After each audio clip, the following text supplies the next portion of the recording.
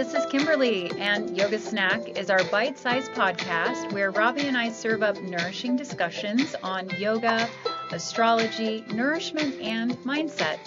We mix wisdom with personal experiences to serve up quick, insightful conversations that nourish your practice and add flavor to your daily life. Ready for a quick bite of wisdom? Let's dig in. Welcome to Yoga Snack. What are we doing today, Robbie? Today we're going to do a little quarter of the way through check-in. So checking in with the intentions that we set at the beginning of the year. Yeah. I think it's interesting. A lot of times, especially as a yoga teacher, January, there's like this influx, right, of people that come to class, and there's no shame in this. Like, I think we all do it, and I appreciate the enthusiasm and the fuller classes for sure. But about 2 weeks in, it's like it starts to trickle down. February and then March, and then it's like definitely back to the people who are practicing more, like that have it fit into their routine.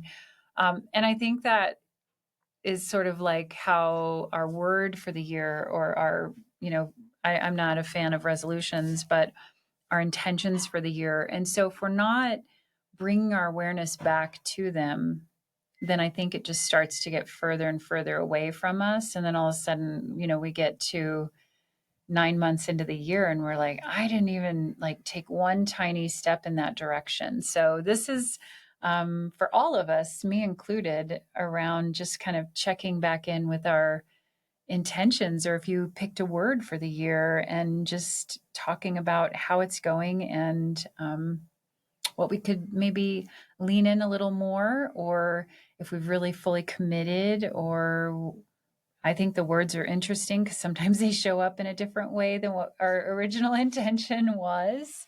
Yeah. So what was your word for the year? My word for the year was assert. Okay. And when I picked it, I was, kind of in this mindset of like, I'm going to assert myself more actively, more of an active type of approach to it. And was there a specific area of your life, or was it just sort of that global? Just sort of a universal assert, just taking a step forward, I think, is sort of what I was thinking. And so far, the first quarter of the year, I found I've been sort of asserting maybe I don't want to say boundaries, but maybe asserting myself and trying to rest and sort of pace myself throughout the year. Okay. So I'm asserting some of these sort of. That is a boundary, though. That's a framework, right? Yeah. Yeah. It's like we have to create these boundaries around these areas of our life. I think they become more important and more defined in a lot of ways instead of just vague. So right. Yeah. And I've been doing a lot of studying this year. So I think I've been asserting myself in maybe different ways than what I did last year. Do you want to say more? Are you ready to share? Yeah, I can share. So I think I talked in a previous podcast that I've taken a step back from teaching yoga because I'm studying to be a home inspector. My past profession was an electrician. And for the longest time, I thought that was sort of gone. But this year I'm kind of thinking that not everything happens for a reason. And I spent almost a decade as an electrician. I have these set of skills that translate into something else. And as you know, it's not easy to be a yoga teacher. Financially, you mean? Right. Yeah, and, for sure. So I was just mainly looking for something that could shore me up a little better in that, for me, in that area. So I'm sort of stepping back into that construction world, but this time as an inspector. So I'll be going in and new construction and home sales and things like that, and eventually commercial properties and things like that. So, and I think who better to go in and really, look at things really clearly and need integrity in all areas, of a structure, not just the structure of a yoga pose, right? Like, but to look at the building as this like structure, Mm-hmm. and that you do have to assert, standards, Right. right? And that's important. And I love that. I think it speaks to the fact that this practice isn't about teaching yoga. It's not about doing poses. I think we need practices that ground us. I'm a physical person, and so I need my physical practice, daily. But yoga is broader than that. And it's really about how we step into the world.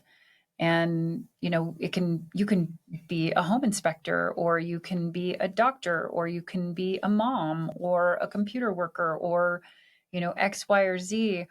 But it's this framework that yoga's invited us into that sort of allows us to move into the world and really feel like ourselves, and to feel like we have integrity, that we have strength, we have compassion, and we get to practice that. So yeah, I think Assert, that's interesting. Yeah.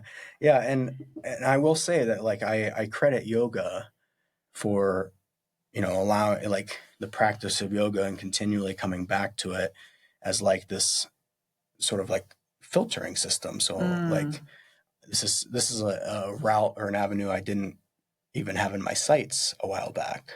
But like I feel like as we do yoga and as we get clearer in our mind and our body, things appear when they're supposed to appear. Yeah, and we have the clarity to see it, right? This has been in front of you this whole time.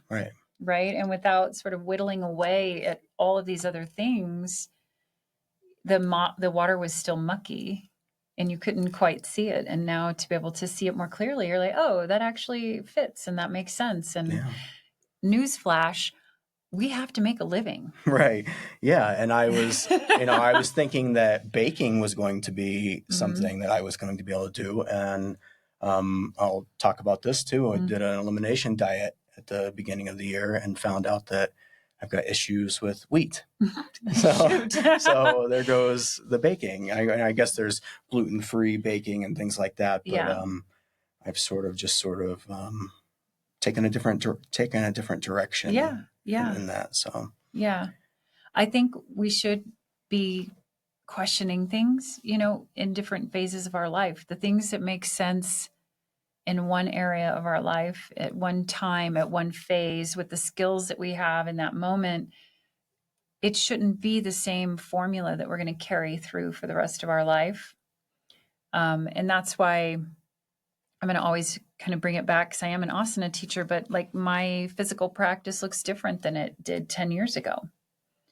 And my practice now looks different than it probably will 10 years from now, But our ability to sort of keep what's really important and to let things continuously evolve, then it helps us from getting stuck. And even our belief systems and the ideas of what we think are right and wrong, even that we should question things and look carefully and not make assumptions constantly and think that what we believed or thought to be true 10 years ago is exactly the same as it is now. That there's always this ever evolving sort of mystery of life, and we should be surprised. I think, if we're never surprised, I don't think we're getting enough out of life, and it's surprised both ways, right? Like we get surprised in lots of ways, but hopefully we get kind of like a hit of ourselves in a way that it delights us too in the surprise, because we get a lot of those other surprises. Those are built in too. Yeah, I love that. Thank you for sharing. Absolutely. Yeah. I think it's just, I think just being open, like you said, just like allowing it to show up, whatever your intention or your word, like, because you have obviously preferences of how you'd like things to show up, but it doesn't always happen that way. So I think allowing it to sort of unfold how it's supposed to or how it's going to. Yeah. And if we're just going to be all globulous about it and have no structure or framework, I don't think anything can form. Right. like we're just open to everything, so it's like, how do we hold that? And it's discernment, right? Like yoga's teaching us discernment to kind of shore up the energy and get clarity, but also to understand, like, you're not in charge of the way it's going to show up and work out necessarily, but to be able to hone and become more skillful in the way that we navigate our lives. That's the beauty and the invitation, I think, of the yoga practice and the whole system of yoga. So it's not about putting your foot behind your head. Like, you can still be an asshole and do that. Yes. And and you can hurt yourself and do it, right? Or you could just been born and like that, and you could do it, and you didn't learn anything about yourself along the way. So it's like, how are we encouraging this continuous learning about ourselves and, asserting who we are as an individual in this world, because you can only do the Robbie things, right? And I can only do the Kimberlea things. And for us, going way back to the beginning of our podcast, right? Like the flavors, it's like gosh, I'd love calming chai to come in and tell me what's wrong with my house. You probably don't want spicy ginger. She's like all over the place. Very soon. So yeah. Interesting. So yeah, my word is a little bit different of a tone than what your word is. Yeah. I feel like. Oh, I know. Assert versus float. Yeah. Float. Yeah. That was, and it's an acronym. It's fear less, open, and trust. And it's been pretty interesting, because I chose my word when I was in the ocean before the new year, and it just kind of came to me, and I can feel this, ability to like lay back and trust the process in the ocean, where the ocean used to give me anxiety. It was a scary place to be, and Jaws screwed me up and all of that. I think we talked about that in the intention episode, but a place that once I would inhabit with a sense of anxiety, to be able to actually find nourishment and this feeling of being held by something, other than my own efforts. I can feel that in the water. Like, I feel that all the way on the inside of my soul. And I want to feel that when I'm not in the water too. I want to be able to tune into that ability to trust, because I think, of course, life is always going to provide us with this sense of anxiety, right? Like, there's always going to be some stress and some charge in life. And I think that keeps it interesting. But where I left off at the end of last year was this like paradox of like, I was really proud of all the things I accomplished. And it didn't feel like I wanted it to feel. And it left me feeling really ungrounded and unsatisfied in a lot of ways. And I didn't want to feel like that as I was creating and producing things in my life, and it's hard, like we kind of alluded to, like to make a career and teach yoga. And I didn't want to feel like I wasn't on track, because I do feel like what I do matters. I think I'm good at what I do. And I just don't, I wanted to be able to trust that I was on the right track without leaning into that like intensity and anxiety that forms sometimes. And so, I've kind of like pulled back in some different areas of my life, like especially social media. Like, I'm not putting up reels as much, and I'm, kind of navigating my YouTube stuff a little differently. But I really pulled back, and I'm like, okay, what are the things that that deserve my focus? Because since I have this really amazing neurodivergent ADHD brain, there's sort of this unfulfilling aspect of having so many creative ideas that you can't ever truly implement them all. And it's like this like internal irritation. And I'm like, if I could just float, if I could just soften and feel like I'm on purpose, and the important things will come to surface and come to life, and I need to give them a little bit more time, then that sort of sets me up to not feel so unsatisfied, And I think on the outside, there's so many people that think like, as a yoga teacher, and maybe since I've done this for a long time, that like I've got it all together, I've got it all figured out, things are easy, I'm just coasting by. And there still is internal angst. Like that's just a part of being human. I just navigate it, I'm more aware of it, and I want to soften the places that are holding me back in my life. And it's not because my inability to do stuff. That's not what's holding me back anymore. It's my ability to like trust and soften and allow.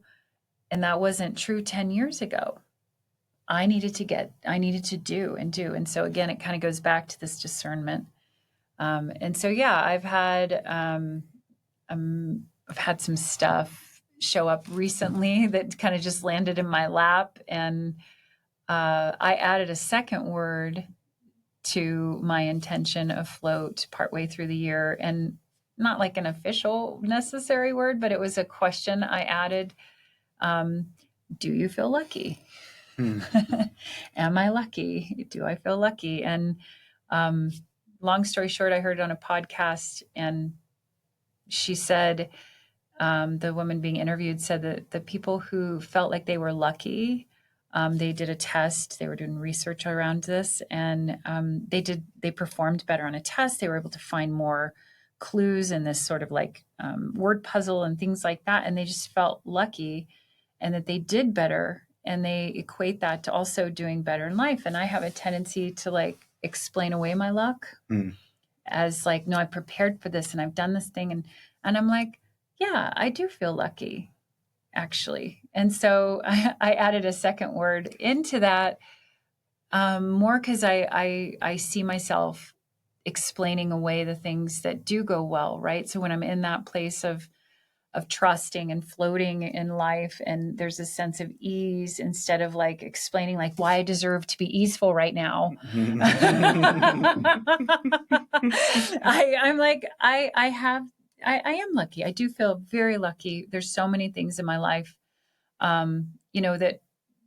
that I can't always explain why it is that way, but to see life as an opportunity to be lucky and to welcome that in, has also kind of interwoven its way into my word. And I won't go into like a long detail of this, but I had something a couple weeks ago on that big full moon show up and it was complete luck, and it was TikTok, and I'm never on TikTok. And it's actually formed into a really, really exciting project that I'm working on right now. And I'm like, how did this happen? I'm just lucky, you guys. And so for the last couple of weeks, I've been working on a project that I'm just really, really deeply excited about. And it feels like inside of my soul, like really nourishing. Whereas all the other smaller projects I was working on have probably been preparing me for this, right? Just like your electrician sort of, even though you stepped away from it, it's actually prepared you for this, Oop, Yeah. I hit the mic. Hopefully that wasn't made a funny noise, but yeah. So I think all those things sort of, if we let them start to kind of reconfigure and point us in that next right step, but we have to be open to that and not overly fixed onto a certain way that life is going to show up. Like if you thought, what did you, well, you kind of explained like what Assert you thought was, and I just thought float this year was going to be for me to not have as many projects, not about getting really super passionate about a project. So it's sort of funny when we free up some of that energy and we get out of our own freaking way. Yeah. Isn't that most of the issue, right? We get out of our own freaking way. Mm-hmm. Then it gets us into this place of opportunity, right? That was always maybe there, but we didn't know how to seize it, or we couldn't see it. Yeah. So I think that's amazing what you were talking about, because with the lucky, because I think it goes back to that, like, how would we talk to ourselves? Like, if we're always reaffirming that I don't have much luck, or I'm not a very lucky person, that's kind of like the realm that you're creating for yourself. Right. Or what is the phrase? If I had no luck, I wouldn't have any luck at all. Or, right, like that. Yeah. It's sort all of these this little like things that we say that we may not even think about is sort of shifting the way our story is being told. So I think just like shifting that self-talk is amazing. And because if we do look at all of our lives, like, there's probably something or a few things that we can really look at and be like, wow, I'm really lucky to have that. Or, I'm feeling really like gratitude because that's in my life. Yeah. I think that's a big part of it. Yeah. So it's been kind of trippy. And again, hasn't shown up, at least in the way that you anticipate. But I think that's what you do when you set intentions. There's sort of this global, deeper longing that you're drawing from, that we're not looking for specificity, but we're looking for this deep well of wisdom inside of ourselves to sort of come out and to express itself through us. And that's what intentions do. It's not like, I'm going to win the lottery. I'm so lucky now. And I'm, but there is this feeling of like, when you see it, you know it now, and you can kind of like see that you're in relationship with this stuff that you didn't realize before. Because I was like, I see you, luck. Okay, we can flirt a little bit.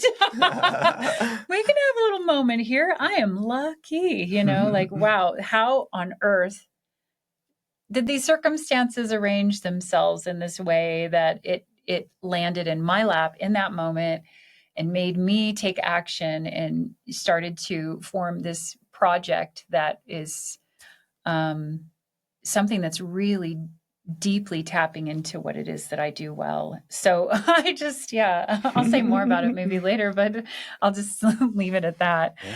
But it's still new in the process. And so for me, I think it was having a word that I could kind of pause. You're probably not watching this right now, but like if I close my eyes and I just like can settle back for a second, I can feel the ocean inside of me. Like I can feel that ability to kind of float. And for a moment, it pulls me out of some of that intensity and some of that old patterning that may have served me in the past, but isn't going to serve me where I'm going now. Mm-hmm. And that's what I want. I want to evolve. I don't want to always feel like I'm striving and I'm struggling. I want to learn to float, and, not that things are easy. I mean, the ocean can drown you and swallow you up if you don't know how to swim, like you have to have some kind of skill to be in the game.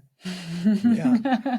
When I was younger, my family and I went on a vacation to Florida, and I was swimming in the ocean, and a wave came and took me under and slammed me against the ocean floor. Ooh. And I broke my collarbone. Oh my. As a result.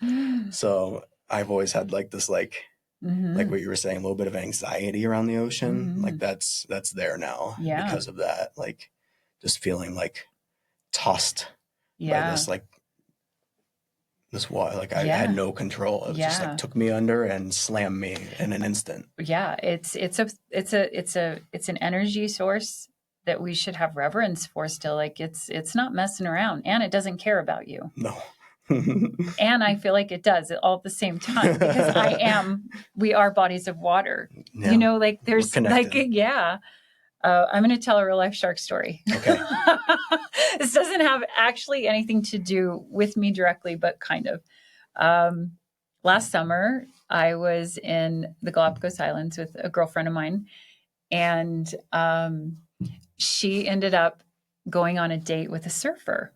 Okay. Well, he was our waiter at the sushi restaurant. And I was her wingman. Awesome. But they talked about, because we were getting ready to leave soon the island, and and he's like, oh, I'm off tomorrow, and so he invited her to go surfing with him the next day.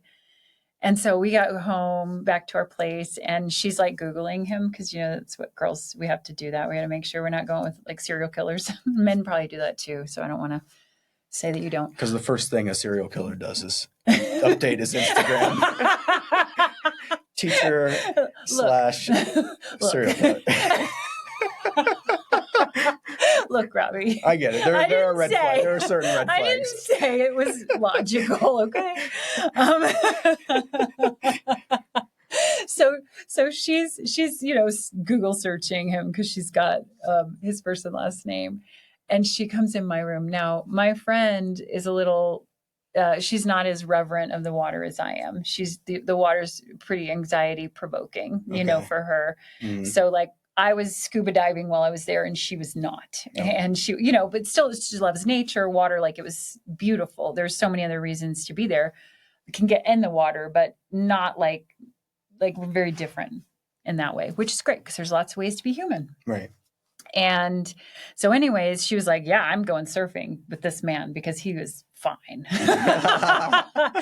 And I think she'd surfed before too. So she looks him up, and she comes in my room, and she's like, you are not going to believe this. And I'm like, what? And she's like, Kim, he's a shark attack survivor. What? And because she's, I'm fine with sharks. Like I mean, I'm not fine, like not to get attacked by a shark, but sharks are important for the health of the ocean. Yeah. They get a bad rap. Jaws fucked us all up. I'm sorry that happened. I was included in that whole generation, but we need sharks. Sharks are important. And she was like, he was surfing here on the island. He got attacked by a shark. It bit him. And it was this whole article about his experience that she found on, right? And so the next day they're going to go.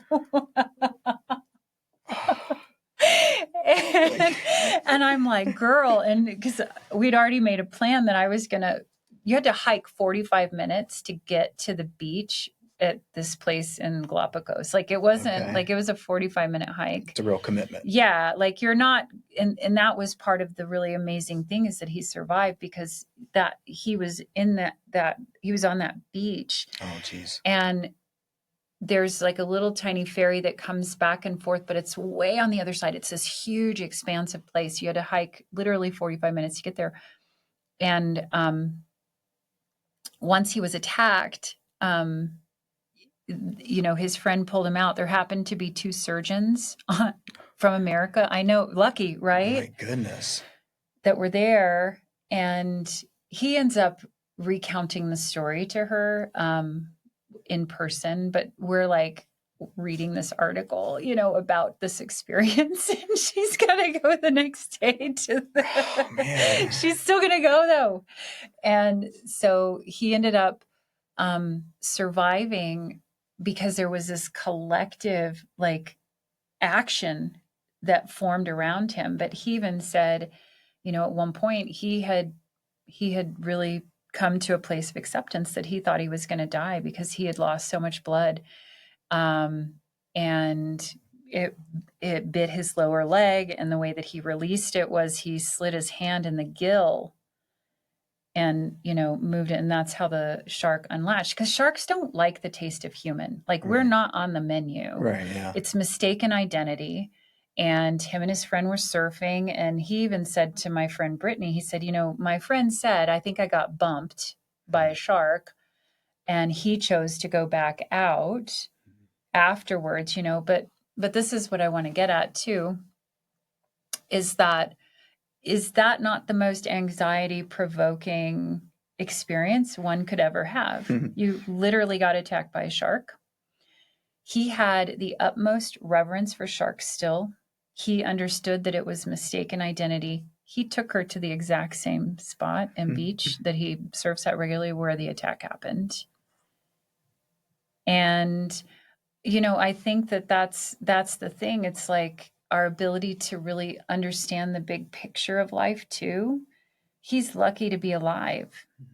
And for him to cut short the rest of his life and not do things that he actually loved and enjoyed out of fear, that's a really limiting way to be in the world. Now, it doesn't mean to be irresponsible. I bet you your ass if he gets tapped by a shark again with the nose tip, because they'd normally tap you first before they go in, because they're just trying to figure out what's going on.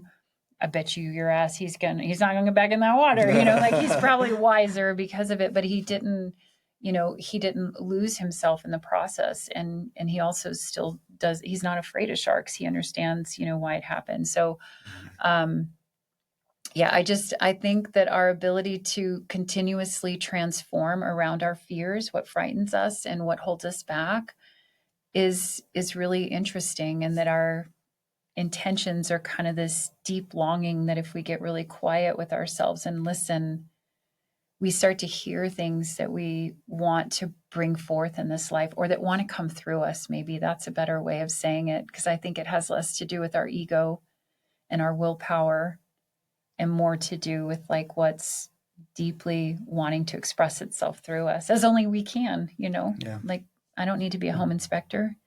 Right. Exactly.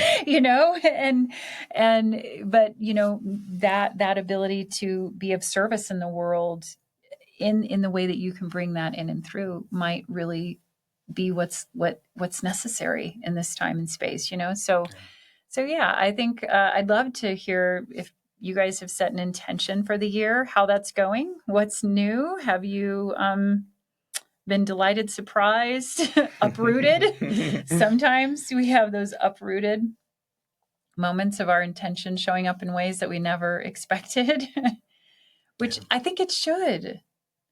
I think there should be some element of surprise around it, because if we think we're going to pick a word and it just ends up the way that we thought it was going to end up, maybe we didn't really take the time to dig deep and let that word come through us from that a deeper intuitive place. How boring would that be if you could just predict everything that's going to happen throughout the year? Right. Like I think it's more about the journey, right? And at least I think you can try your best to sort of aim your focus, but it's ultimately all those little twists and turns along the way that like gives the real like juice to life. Like it's what makes it totally flavorful. And my mom fell and broke her elbow recently, and I flew out really suddenly to go be with her. She's had a tough year. And in that process of being there, I actually met and formed a new client who lives in New York, and who I have, like, without that event, I wouldn't have also had a new client that I came into. And literally, it's like how funny things, if we let life unfold, there's these opportunities, even in circumstances where things might seem unfortunate at the beginning of it, if we let it, it'll continue to form us. And we can let that happen. Life's supposed to change us, you guys. Yeah. And you get all this extra time with your mom, right? Right. Yeah. I'm lucky, right? I get this chance to go and spend more time with my mom. And I have this a new client that I'm really excited to work with as a case study. And, and it's like, I am lucky. I am lucky. And I can fear less and open and trust that like life has some interesting twists and turns and some turbulence like the ocean for sure. But to lay back and trust that there's a rhythm. I'm not doing it wrong. You're not doing it wrong, right. Robbie. Your friends at home, you're not doing it wrong. This life thing is just, it's intense and it's beautiful and it's tragic and it's joyful and it's all the things all at once. And it should be changing us along the way. Yeah. So, all right. Well, I want to know what you guys, how your word's working for you this year, if you had one. And, commenting below, sharing, liking, all of that stuff is free and it matters and And if I could ask you for one favor, I would ask you to do those things for us. The second favor would be to comment below and tell us what your word was and how it's going. And the third thing would be, what else do you want to hear from us? We got all through the yamas and niyamas. We've done chakras, we've done elements, we've talked about astrology. And so, yeah, what else do you guys want to know? And we'll continue to make content for you and put this out into the world. Because who knows? Who knows what good it's doing?